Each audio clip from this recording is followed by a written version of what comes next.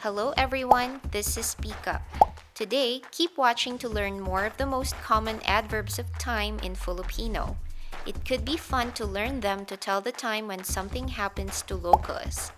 Starting with Kagabi. This means last night. Ka-ga-bi. Kagabi. Kagabi. Kagabi. Tahimik ba kagabi? Hindi, medyo maingay kagabi. Kagabi siya naglaro. The next one is Ngayong gabi. This translates to tonight in English. Change gabi to umaga if you mean this morning, or to hapon for this afternoon. Ngayong gabi. Ngayong gabi. Ngayong gabi. Ngayong gabi. Ngayong umaga. Ngayong umaga. Ngayong umaga. Ngayong umaga. Ngayong hapon. Ngayong hapon. Ngayong hapon.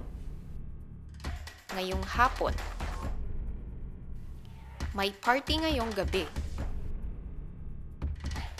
Ngayong umaga ako mag-aaral. San ka ngayong hapon? Then, there's kaagad, which means immediately. It can also be shortened to agad. Kaagad. Kaagad. Kaagad.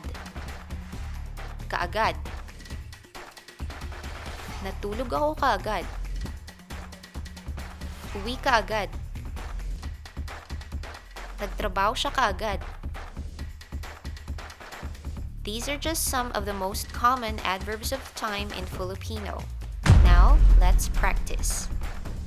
This means last night. Kagabi.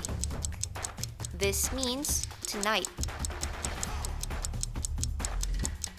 Ngayong gabi. This means this morning. Ngayong umaga. This means this afternoon. Ngayong hapon. This means immediately. Kaagad. I hope you find them useful and easy to use when you have a chance to talk to locals. Surprise them. Thank you for watching. Paalam po.